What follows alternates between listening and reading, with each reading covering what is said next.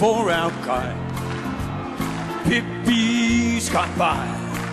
We'll have a Māori honey tonight. We'll have puha with our folk. Why piro awito? Morena, nei rā te mihi o te whānau ki a koutou, e nei tokorua e hara mai ki te ako i te reo, te wiki tuatoru. It's week 3 of our summer season program te reo, te pūtaki o te reo. Nō reira ngā mihi nui ki a koutou.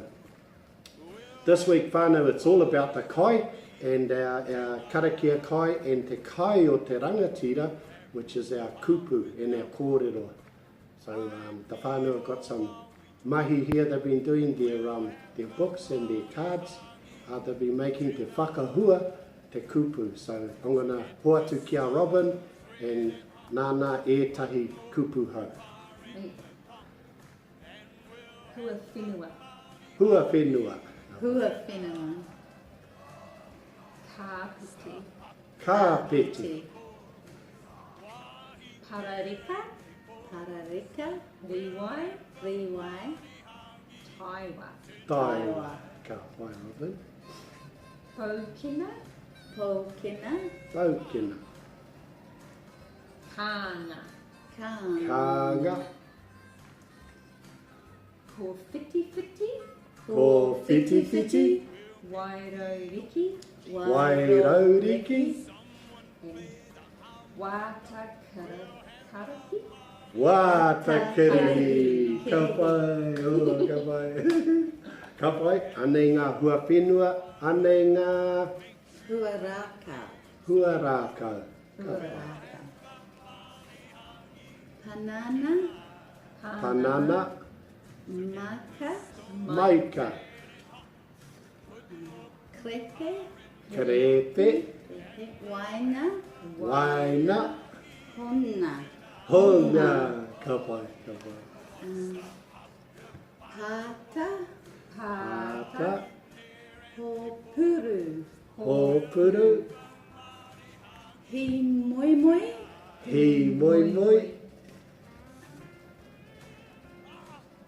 Ropere. Ropere. Toropere. Toropere. Ka pai korua.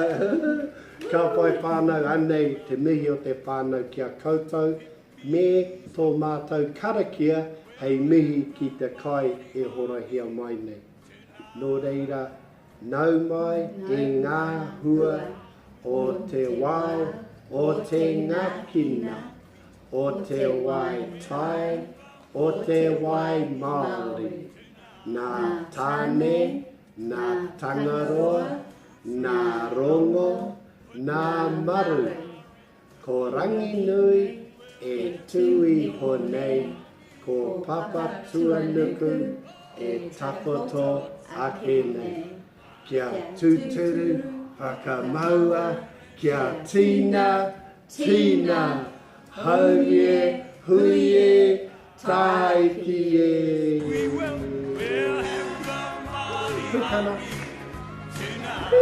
All right, one more time. We'll have the Māori honey tonight.